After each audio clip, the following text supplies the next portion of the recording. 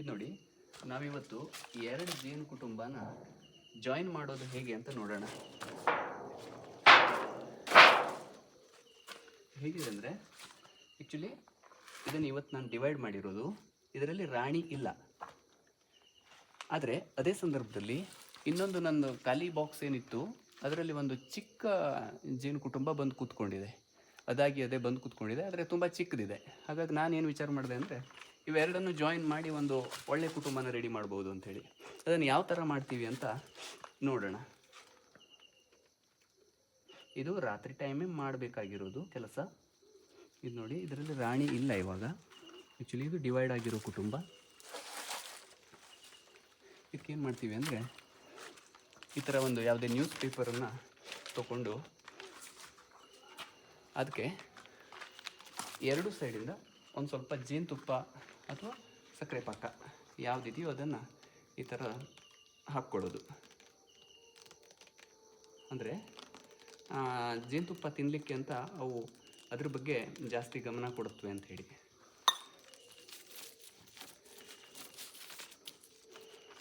ಅದೇ ರೀತಿ ಆಪೋಸಿಟ್ ಸೈಡಲ್ಲೂ ಕೂಡ ಜೇನುತುಪ್ಪ ನಾನು ಸ್ವಲ್ಪ ಹಾಕ್ಕೊಳ್ತೇನೆ ಅಷ್ಟೇ.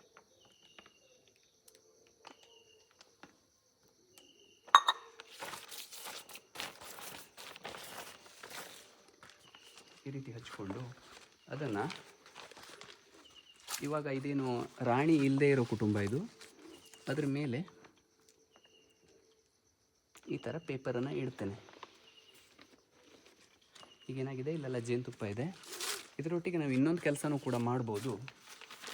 ಅದೇನೆಂದರೆ, ಈಗ ಎರಡು ಕುಟುಂಬಗಳ ಮಧ್ಯೆ ರಾಣಿಯ ಫೆರೋಮೋನ ನಾವು ಏನು ಗುರುತಿಸ್ಬೇಕಿತ್ತು, ಅದನ್ನು ನಾವು ಈ ಯಾವುದೇ ಕಂಪನಿಯ ಟಾಲ್ಕಮ್ ಪೌಡ್ರ್ ನಾವು ಮುಖಕ್ಕೆ ಏನು ಹಚ್ತೇವಲ್ಲ, ಆ ಪೌಡ್ರನ್ನು ಒಂದು ಸ್ವಲ್ಪ ಹಾಕೋದ್ರ ಮೂಲಕ ಅಲ್ಲಿ ಸ್ಮೆಲ್ಲನ್ನು ಒಂದು ಸ್ವಲ್ಪ ಕನ್ಫ್ಯೂಸ್ ಮಾಡೋ ಥರ ಮಾಡ್ಕೊಳ್ಳೋಣ. ಒಂದು ಸ್ವಲ್ಪ ಉದುರಿಸ್ಕೊಂಡು ಇವಾಗ ಇದು ನೋಡಿ,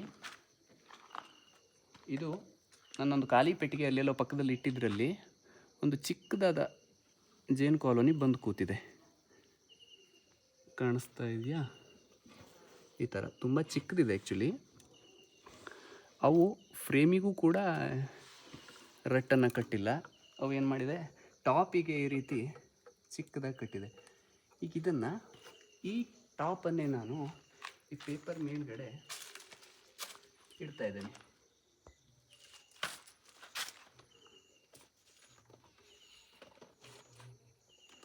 ಒಂದು ಸೆಕೆಂಡು. ಇದಕ್ಕೆ ಬೇಕಂದರೆ ಒಂದು 2-3 ಹೋಲನ್ನು ಕೂಡ ನಾವು ಮಾಡ್ಬೋದು. ಚಿಕ್ಕದಾದ ಕಡ್ಡಿ ತಗೊಂಡು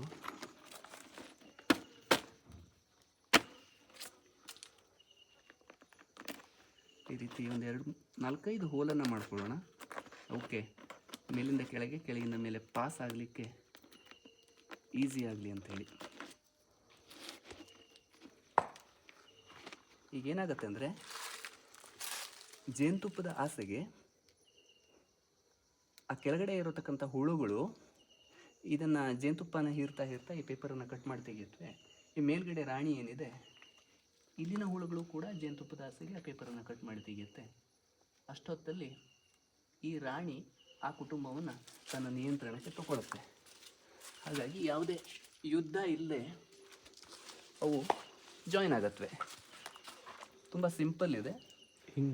ಈ ರೀತಿ ಮಾಡ್ಕೊಳ್ಳೋದ್ರಿಂದ ಚಿಕ್ಕದಾಗಿರೋ ಕುಟುಂಬನ, ಈಗ ಯಾವುದೇ ಒಂದು ಕುಟುಂಬದಲ್ಲಿ ಯಾವುದೋ ಕಾರಣಕ್ಕೆ ರಾಣಿ ಸತ್ತೋಯ್ತು ಅಥವಾ ರಾಣಿ ಇಲ್ಲ ಆಯಿತು ಅಂದರೆ, ಈ ರೀತಿ ಇನ್ನೊಂದು ಪಡೆಗೆ ಆ ಕುಟುಂಬವನ್ನು ಜಾಯಿನ್ ಮಾಡ್ಬೋದು. ಎರಡು ಕುಟುಂಬದಲ್ಲಿ ಏನಾದರೂ ರಾಣಿ ಇದ್ದರೆ ಯುದ್ಧನೇ ಆಗಿಬಿಡುತ್ತೆ. ಆ ರೀತಿ ಮಾಡೋ ಹಾಗಿಲ್ಲ. ಒಂದು ಕುಟುಂಬದಲ್ಲಿ ರಾಣಿ ಇಲ್ಲ, ಇನ್ನೊಂದರಲ್ಲಿ ರಾಣಿ ಇದೆ. ಒಂದು ಪಡೆ, ಚಿಕ್ಕದಾಗಿರೋ ಪಡೆನ ನಾವು ಉಳಿಸ್ಬೇಕು ಅಂದರೆ ಈ ರೀತಿ ಮಾಡ್ಬೋದು.